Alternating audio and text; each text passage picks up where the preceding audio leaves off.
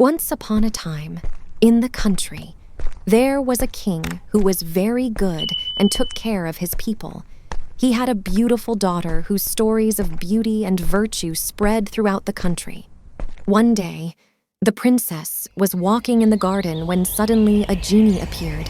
The genie were stunned to see her beauty and expressed his desire to marry the princess.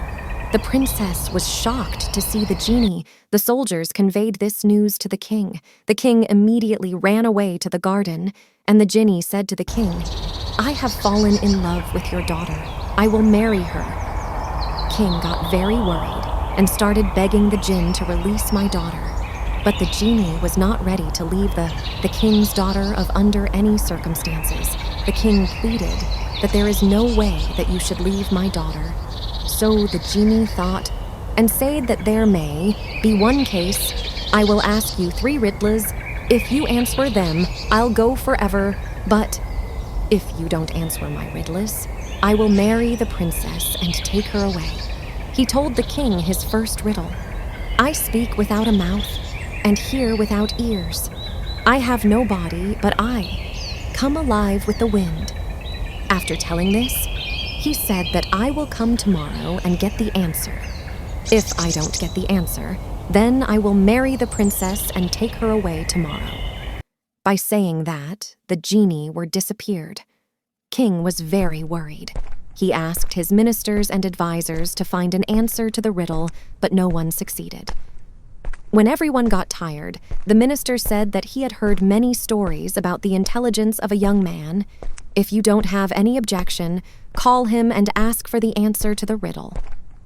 The king ordered the minister to call the young man immediately. When the young man came to the king, he asked the king why he was worried.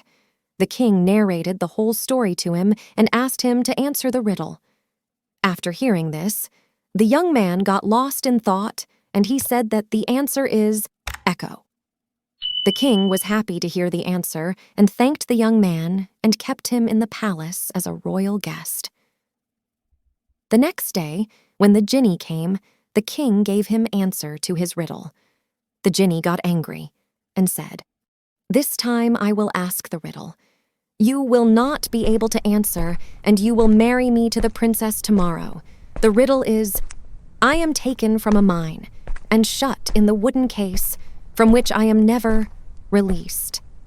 Yet I am used by almost everyone. What am I?" The king called the young man to him and asked him to answer the riddle. The young man was lost in thought. After much thought, his eyes suddenly lit up and he said, "The answer is pencil lead." The next day, when the genie appeared, the king answers the second riddle of the genie. The genie became even more angry.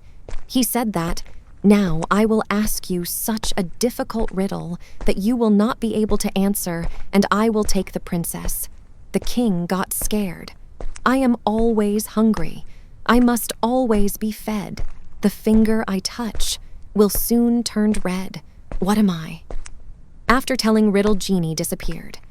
The king immediately called the young man to get rid of the genie by answering to this last riddle as soon as possible.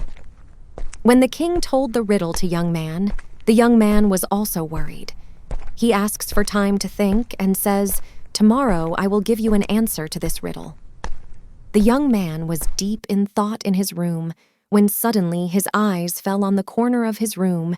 He smiled and fell asleep peacefully. The next day, when the genie appeared, the king was very worried. What will happen now? And Genie was very happy to see the condition of the king, that today he will marry the princess.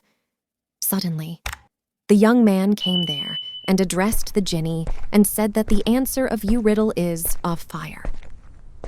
The genie were greatly disappointed on hearing this, and according to his promise, he left for always. The young man greatly impressed the king with his wisdom. The king asked him that, "Will you marry my daughter?" The young man was very happy to hear that and agreed. The princess was already impressed by his intelligence. She also immediately agreed. A few days later, the king got both of them married and handed over the kingdom to him. It is said that there is in the very short period He made the kingdom prosperous with his intelligence and wisdom. Thank you for watching, and don't forget to like, share, and subscribe.